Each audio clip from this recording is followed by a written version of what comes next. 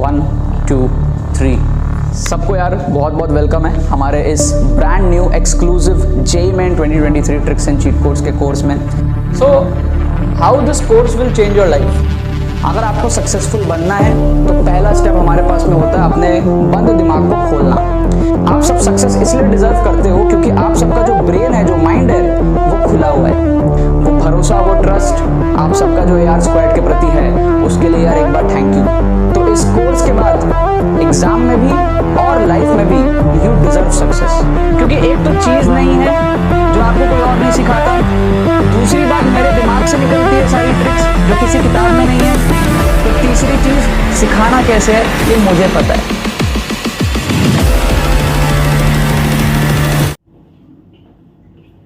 Alright, सो यार इस video के अंदर में ना हम लोग डिस्कस करने वाले हैं most important topics in physics for JEE main. ठीक है ना, जेईई मेन के अंदर में फिजिक्स के अंदर में अलग अलग चैप्टर्स में से मैं आप लोगों को एक आइडिया देने की कोशिश करूंगा किस तरीके से आप लोग 98-99 परसेंटाइल को जो है अचीव कर सकते हो, किस किस चैप्टर से जो है क्वेश्चंस आते हैं, आप किस तरीके से करोगे तो आपको जो है आसानी हो जाएगी करने के लिए। ठीक है, अगर आपको 98-99 परसेंटाइल ऐसे परसेंटाइल चाहिए तो आपको फिजिक्स के अंदर में 100 में से आपको 60 नंबर 65 नंबर इसके अराउंड जो है चाहिए होंगे। ठीक है ना, तो उसी हिसाब से वेटेज के हिसाब से एक मैं आपको आइडिया देने की यहाँ पर इस वीडियो के अंदर में कोशिश करूंगा कि किस तरीके से हमारे पास में आप इसको अचीव कर सकते हो। राइट, आप सबसे पहले तो मेरे को ये बताओ कि आपको ऑडियो क्वालिटी कैसे आ रही है, क्योंकि पिछले कुछ वीडियोस में थोड़ा सा इको था।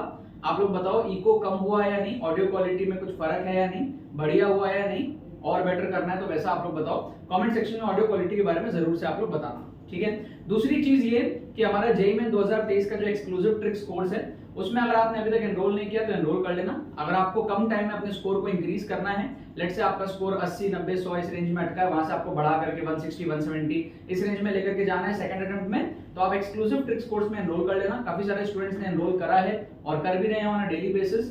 फर्स्ट अटेम्प्ट में काफी सारे बच्चों ने अपने नंबर को बढ़ाए, है ना, काफी अच्छा AR स्क्वाड का जो है रिजल्ट्स हुआ। आप लोग स्क्रीन पे कुछ रिजल्ट्स भी देख सकते हो, है ना। और जो हमारा सेकंड अटेम्प्ट है उसमें और भी लेक्चर्स ऐड अप हुए हैं कोर्स के अंदर में, और टोटल हमारे पास में 10+ आवर्स का ये कोर्स होगा जिसकी एक्सेस आपके पास में जेईई मेन 2023 के सेकंड अटेम्प्ट तक रहेगी। डिस्क्रिप्शन में लिंक दिया होगा, उस पर क्लिक करो, जाकर के सारी डिटेल्स को चेकआउट करो और उसके बाद में पेमेंट प्रोसेस को कंप्लीट करो, आपको डिजिटली जो है कोर्स सेंड कर दिया जाएगा। ठीक है, चलो यार यहाँ पर हम बात करते हैं most important topics in physics के बारे में। So most important topics in physics, अगर हम फिजिक्स की बात करें तो हमारे पास में यार एक तो मैकेनिक्स होता है ना, एक हमारे पास में क्या होता है, मैकेनिक्स होता है।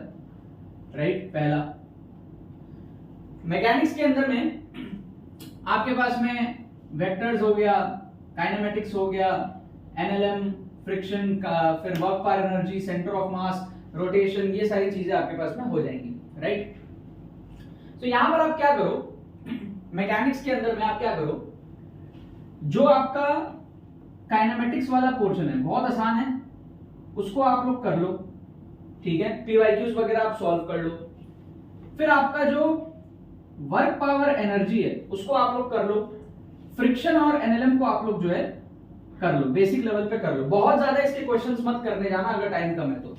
ठीक है, इसमें बहुत एडवांस लेवल पे बहुत सारे क्वेश्चंस इस पे बनते हैं अलग अलग वैरायटी के। मैकेनिक्स में थ्योरी कम है और क्वेश्चंस बहुत ज्यादा है, तो आप लोगों को क्या करना है, मैकेनिक्स में क्योंकि थ्योरी कम है तो थ्योरी को कवर कर लो आप। ये जो थ्योरी है ना इसको आप लोग कवर कर लो अप टू रोटेशन, थ्योरी को आप लोग कवर कर लो। न्यूमेरिकल्स बहुत ज्यादा है मैकेनिक्स में, आप उतना टाइम इन्वेस्ट नहीं कर सकते। राइट, सो क्लैरिटी के लिए मैं आपको बता रहा हूं, you only have to do PYQs, you only have to do PYQs. आप सिर्फ पीवाईक्यूज करो मैकेनिक्स के अंदर में। ठीक है, रोटेशन में जैसे आपको अगर let's say for example rotation के आपको रोलिंग समझ में नहीं आ रहा, आप रोलिंग छोड़ दो। कोई भी पोर्शन आपको नहीं समझ में आ रहा, रोटेशन में अगर आपसे सिर्फ मोमेंट ऑफ इनर्शिया वाला पार्ट हो रहा है आप उतना कर लो। ठीक है, अगर आपको फ्रिक्शन में अलग अलग बहुत सारे केसेस होते हैं, नहीं समझ आ रहे, बेसिक लेवल का फ्रिक्शन कर लो, बेसिक अंडरस्टैंडिंग कर लो, WPE, ठीक है, एनएलएम, ये सारी जो टॉपिक्स हैं इन सब की थ्योरीज बहुत कम है, तो थ्योरेटिकल वाइज मैं चाहता हूं कि आप इसको कवर करो और साथ में आप सिर्फ इसके अंदर में पीवाईक्यूज को कर लो। ठीक है, किसी भी चैप्टर से कभी भी क्वेश्चंस कैसे भी आ सकता है, लेकिन जैसे आपका HC वर्मा हो गया, ये और किताबें हो गई, उसके बहुत सारे क्वेश्चंस करने से आपको एज सच कोई फायदा जेईई मेन के अंदर में नहीं मिलेगा।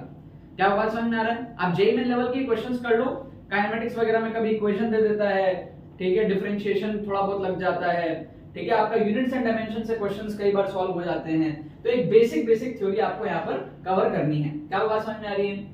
और बिकॉज चीजें लिंक है आपस में, फ्रिक्शन जो है वो एनएलएम से थोड़ा लिंक है, एनएलएम नहीं होगा तो फ्रिक्शन मिक्स क्वेश्चंस आते हैं। कई बार डब्ल्यू पार बोल रहा हूँ, वर्क पार एनर्जी से मिक्स क्वेश्चंस आते हैं। सिर्फ रोटेशन के अंदर में आप चीजें जो है स्किप कर सकते हो।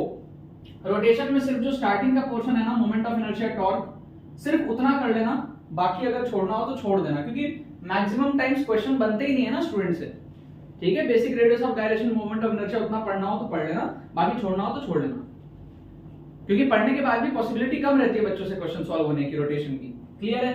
सेंटर ऑफ मास कोलिजन जरूर से करना, collision is very important, collision is very important for JEE main, it is very very important, ठीक है, कोलिजन जरूर से करना। अब आ जाते हैं सेकंड, हमारे पास में क्या है, heat and waves, heat and waves, ठीक है। तो आप सिंपल हार्मोनिक मोशन को जरूर से करना, ठीक है।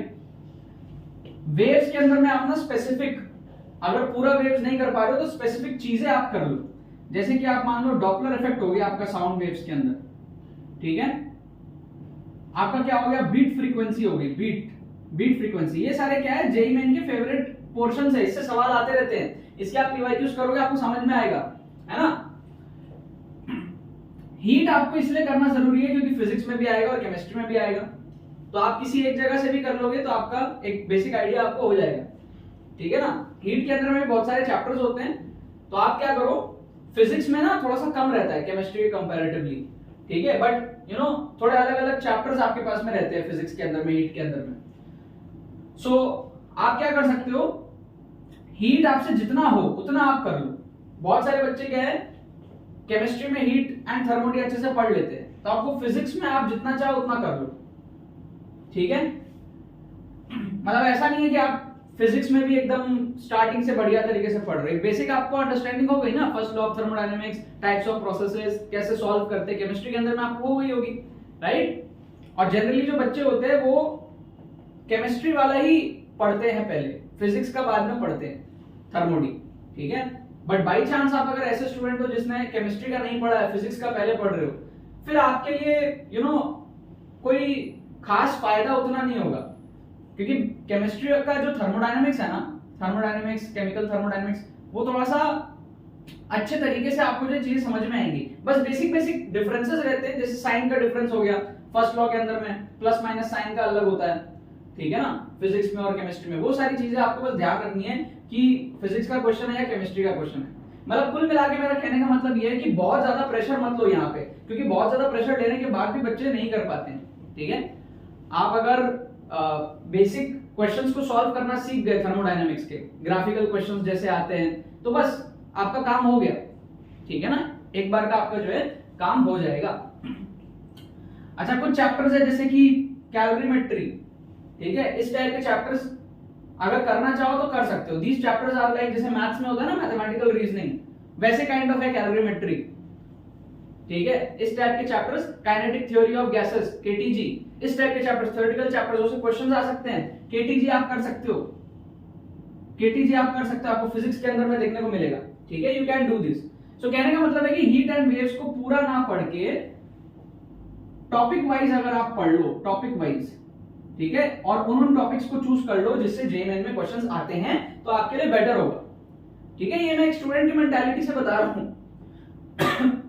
स्टूडेंट जनरली यहाँ पर बहुत वो हो जाते हैं, क्योंकि 11th का पार्ट होता है और फिर 12th में वो सब भूल चुके होते हैं, तो इट्स बेटर कि आप लाइन बाय लाइन ना पढ़ के आप टॉपिक वाइज पढ़ लो, ठीक है। टॉपिक निकाल करके आप उसमें से फिर पढ़ लो, ठीक है ना।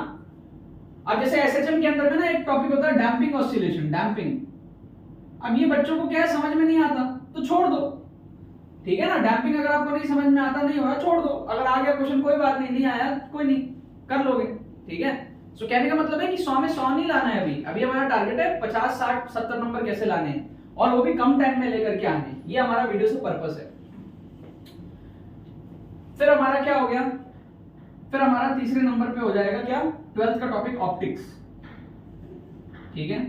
अब ऑप्टिक्स में क्या करो, आपको रे ऑप्टिक्स तो करना ही पड़ेगा। देखो रे ऑप्टिक्स तो आपको करना ही पड़ेगा, बेसिक्स तो आपको आने चाहिए। उसके बाद में आपके जो कंसेप्ट्स होते हैं ना प्रिज्म वगैरह के आप कंसेप्ट्स को क्लियर कर लो, स्पेसिफिक टॉपिक्स आपको समझ में आएंगे। फिर आपका क्या है, वेव ऑप्टिक्स के अंदर में young double slit experiment YDSC, इन सारे टॉपिक्स को आप क्या करो, कंप्लीट कर लो, ठीक है। तो ऑप्टिक्स के अंदर में क्या है, आपको दिख जाएंगे किस किस टॉपिक से क्वेश्चंस आ रहे हैं बार बार, ठीक है। तो ये स्लिट वाला YDSC वाला क्वेश्चंस बहुत ज्यादा आता है, आपके प्रिज्म के ऊपर में क्वेश्चंस आते हैं, ठीक है। और बेसिक आपको रे ऑप्टिक्स का जो है total internal reflection, critical angle, जो बेसिक्स ऑफ रे ऑप्टिक्स है, बेसिक्स ऑफ आपके जो है रिफ्लेक्शन और वो सारे प्रॉपर्टीज है, रिफ्रैक्शन के अंदर में भी आपको फिर देखना पड़ेगा, ठीक है। तो रे और वेव ऑप्टिक्स का आप बेसिक्स देखो, बेसिक्स एक बार आपको समझ आ गया, ray diagrams and all those things अगर आपको समझ में आ गया, then you can go to specific portion, जैसे प्रिज्म कर लिया, YDSC कर लिया, स्पेसिफिक पोर्शंस को आपको जो है फोकस में रखना है। क्या आपको बात समझ में आ रही है? Fourth comes is the electricity and magnetism, electricity and magnetism, ठीक है, इलेक्ट्रिसिटी एंड मैग्नेटिज्म। इसमें क्या है, बहुत सारे चैप्टर्स होते हैं, तो आप क्या करो, इसमें बहुत सारे चैप्टर्स है, ठीक है। इलेक्ट्रोस्टैट्स है, ठीक है, करंट है, मैग्नेटिज्म है, ठीक है, EMI है, AC है, ठीक है, छोटे छोटे और भी चैप्टर्स है, राइट। सो आप क्या करो, इलेक्ट्रोस्टैट्स और ग्रेविटेशन जो है ना, यहां पर आता है ग्रेविटेशन, यहां पे ग्रेविटेशन स्किप किया, क्यों? क्योंकि इलेक्ट्रोस्टैटिक्स के जैसा ही है, इलेक्ट्रोस्टैटिक्स कर लो, ग्रेविटेशन उसके जैसा ही है, सिमिलर मैच मिला करके कर लेना, इंपॉर्टेंट है इलेक्ट्रोस्टैटिक्स। करंट इलेक्ट्रिसिटी आप इसलिए कर सकते हो क्योंकि आपने 9-10 में कर रखा है, बहुत ज्यादा डेप्थ नहीं होता, उसी पे थोड़ा सा और डेवलपमेंट है, तो आप इसके PYQs वगैरह करोगे ना इन दोनों के, यू विल बी डन, ठीक है। अब मैग्नेट्स वगैरह में काफी सारे बच्चों को दिक्कत आती है, तो छोड़ दो, अगर हो रहा है तो ठीक है, नहीं हो रहा है छोड़ दो, ठीक है। या फिर छोटे छोटे कॉन्सेप्ट्स कर लो, जैसे मैग्नेटिज्म के अंदर में ना हमारे पास में होता है F = Q × V × B, ये एक बहुत इजी सा कंसेप्ट है ना। और इसके अंदर में फिर वो वाला कंसेप्ट भी होता है जब वो ऐसे ऐसे ऐसे ऐसे मैग्नेटिक फील्ड के अंदर घुसता है, ठीक है, और वो इस तरीके से गोल गोल गोल गोल घूमता रहता है, R = mv/qb आता है ना। तो ऐसे आप स्पेसिफिक चीजें जो है मैग्नेटिज्म के अंदर में कर सकते हो, ठीक है। A moving charge inside a magnetic field with speed v, उस पे फोर्स कितना लगेगा, वो वाला कांसेप्ट, ठीक है ना। सो बेसिकली गोल गोल घूमता है क्योंकि फोर्स जो है वो सेंटर की तरफ लगता है। क्या आपको बात समझ में आ रही है? V × B, V × B, V × B, तो ये गोल गोल ऐसे घूमता रहता है। क्या आपको बात समझ में आ रही है ना? ऐसे ऐसे घूमता रहता है, जो हमारा मैग्नेटिक फील्ड है वो अंदर की तरफ है, राइट। अच्छा, अल्टरनेटिंग करंट ना बहुत आसान चैप्टर है, इसको कर लेना। EMI अगर नहीं हो तो छोड़ देना, EMI मैग्नेट अगर ना हो तो छोड़ देना, हो तो कर लेना, बट अल्टरनेटिंग करंट को मत छोड़ना। अल्टरनेटिंग करंट क्या बहुत आसान चैप्टर है, इसको आप जरूर से कर लेना, ठीक है। आसान चैप्टर है, फेजर डायग्राम वगैरह करोगे आपका काम निकल करके आ जाएगा, ठीक है। फेजर डायग्राम देखोगे, इंपीडेंस वगैरह देखोगे, उस सब पे क्वेश्चन आ जाते हैं, ठीक है ना। इंपीडेंस, फेजर डायग्राम, ठीक है, लैग, बिहाइंड, वो सारी चीजें आप करोगे, हो जाएगा। फिर हमारे पास में क्या है, मॉडर्न फिजिक्स। अगेन जैसे हीट है ना वैसे मॉडर्न फिजिक्स है। जैसे हमारा हीट का चैप्टर है ना, हीट का चैप्टर क्या हमारा केमिस्ट्री से हमने करा, मॉडर्न फिजिक्स में भी आप केमिस्ट्री से कर लो। आपका एटॉमिक स्ट्रक्चर चैप्टर याद है? एटॉमिक स्ट्रक्चर केमिस्ट्री के अंदर में सारे बच्चे करते हैं, 11th में करते हैं। तो आप अगर एटॉमिक स्ट्रक्चर से रिलेट करके मॉडर्न फिजिक्स को फटफट पढ़ लो तो आपको काफी सारा काम आसान हो जाएगा।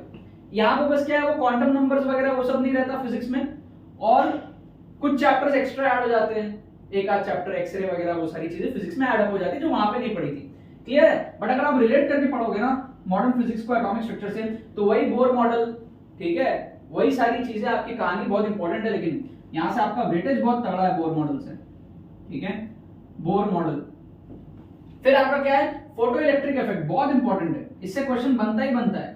फोटो इलेक्ट्रिक इफेक्ट क्वेश्चन इससे बनता ही बनता है, क्लियर है ना। अभी जो फोटो इलेक्ट्रिक इफेक्ट है एटॉमिक स्ट्रक्चर में पढ़ा था, ठीक है। फोटोन आएगा मेटल से टकराएगा, सिंपल सा कंसेप्ट है, ठीक है। फोटोन आएगा hν एनर्जी के साथ में मेटल से टकराएगा, एनर्जी हो गई फाई, तो hν में से माइनस कर दो फाई, तो जो भी बची कुछ एनर्जी है वो हमारे पास में क्या हो जाएगा, काइनेटिक एनर्जी के फॉर्मेट में निकल जाएगा बाहर, ठीक है। फिर वो फोटो करंट और वो सारी चीजें जो हमारे पास में होती है, वर्क फंक्शन, ठीक है, थ्रेशोल्ड फ्रीक्वेंसी, थ्रेशोल्ड वेवलेंथ, वो सारी चीजें, ठीक है। तो यार ये बहुत इंपॉर्टेंट है, ये सारे कंसेप्ट्स आपके बोर मॉडल के बहुत आपके इंपॉर्टेंट है, स्पेक्ट्रम वगैरह वो सारी चीजें बहुत ज्यादा इंपॉर्टेंट है। क्लियर है? सो कहने का मतलब ये है कि आपको मैंने एक क्लैरिटी दी कि आप किस तरीके से चैप्टर्स के अंदर में टॉपिक्स में घुस के आप हाई वेटेज 60-70 नंबर आराम से यहां से आप निकाल सकते हो। मैंने भी इसी तरीके से किया था यार, जुगाड़ लगा के। ठीक है, मेरे जो मार्क्स आए थे 65 मार्क्स आए थे मेरे आउट ऑफ 120। मेरे टाइम पे 120 का पेपर होता था। अभी पेपर थोड़े से आसान आ रहा है आजकल, आप 100 में से आराम से 60 ला सकते हो। और मेरी लेवल ऑफ प्रिपरेशन भी इस टाइप की थी काइंड ऑफ। ठीक है ना, मतलब जो जो चीजें मैंने क्रॉस कराई वो सब चीजें मुझे भी कम आती थी। ठीक है, और मैं आपके स्टूडेंट टाइम की बात कर रहा हूँ, राइट? सो काइंड ऑफ ऐसे ही ऊपर से फिजिक्स कर पुरा के मैंने जो है 60-65 मार्क्स जो है हिट किया था। आप भी कर सकते हो। ठीक है, और ये एवरेज बच्चे को इस तरीके से ही फील होता है। जो अच्छे बच्चे होंगे, टॉपर बच्चे होंगे ना, उनको फर्क नहीं पड़ेगा कि आप हीट पढ़ रहे हो या वेव्स पढ़ रहे हो, आप कौन सा चैप्टर पढ़ रहे हो, उनके लिए सब बराबर है। एवरेज बच्चों के लिए क्या होता है ना, रे ऑप्टिक्स थोड़ा सा इजी होता है, वेव ऑप्टिक्स में थोड़ी सी दिक्कत आती है। समझ रहे हो उस टाइप की चीजें? तो मेरे साथ भी ये सारे प्रॉब्लम्स थे, तो मैंने उस हिसाब से रोटेशन में दिक्कत आती थी, तो उस हिसाब से मैंने मैनेज करके रोटेशन में सिर्फ मैंने मोमेंट ऑफ इनर्शिया और वो सारे कंसेप्ट पढ़ लिए थे, राइट? तो ये जो सारी चीजें मैंने बताई मैंने खुद ने अप्लाई करी है, और मैं भी NIT त्रिची पहुंचा था, आप भी पहुंच सकते हो। कम पढ़ के भी हो सकता है, ये मेरे को आपको समझाना था। मतलब 98-99 परसेंटाइल लाना कोई बहुत ज्यादा बड़ी बात नहीं है। आप अगर थोड़ी सी स्ट्रेटेजिकल वे में पढ़ोगे और इंपॉर्टेंट टॉपिक्स को कवर करोगे, PYQs को जरूर से सॉल्व करना। PYQs बहुत इंपॉर्टेंट है। एटलीस्ट लास्ट 3 साल के जितने भी शिफ्ट्स हैं उनके PYQs को आप खत्म करो, आप डेफिनेटली जो है अच्छा स्कोर कर पाओगे। ठीक है ना यार? बाकी तो बस यही बात है। JEE Main 2023 के एक्सक्लूसिव ट्रिक्स कोर्स का लिंक डिस्क्रिप्शन में है, उसमें जरूर से आप लोग एनरोल करना। अगर आपको चीट कोड सीखना है, जुगाड़ टेक्निक सीखना है, क्वेश्चंस को सॉल्व करने के लिए हमारे चैनल पे सीरीज भी चलती है ट्रिक्स एंड चीट कोड्स की। अगर आपको सीखना है, इंप्रूव करना है मार्क्स, तो आप डेफिनेटली जो है कोर्स के अंदर में एनरोल कर सकते हो। और YouTube पे भी फ्री प्लेलिस्ट चलती रहती है। अगर आप चैनल पे पहली बार आए हो तो आप फ्री प्लेलिस्ट को देखो, आपको ट्रिक्स एंड चीट कोड्स का काफी ज्यादा आइडिया होने लगेगा। ठीक है, बाकी तो बस यही बात है। बहुत बहुत धन्यवाद मेरे साथ इस वीडियो में जुड़ने के लिए। बने रहिए यार। 1 2 3 सबको यार बहुत बहुत वेलकम है हमारे इस brand new exclusive JEE Main 2023 tricks and cheat codes के कोर्स में। So how this course will change your life. अगर आपको सक्सेसफुल बनना है तो पहला स्टेप हमारे पास में होता है अपने बंद दिमाग को खोलना। आप सब सक्सेस इसलिए डिजर्व करते हो क्योंकि आप सबका जो ब्रेन है, जो माइंड है, वो खुला हुआ है। वो भरोसा, वो ट्रस्ट आप सबका जो AR स्क्वाड के प्रति है, उसके लिए यार एक बार थैंक यू। तो इस कोर्स के बाद एग्जाम में भी और लाइफ में भी यू डिजर्व सक्सेस, क्योंकि एक तो चीज नहीं है जो आपको कोई और नहीं सिखाता, दूसरी बात मेरे दिमाग से निकलती है सारी ट्रिक्स जो किसी किताब में नहीं है, तो तीसरी चीज सिखाना कैसे है ये मुझे पता है।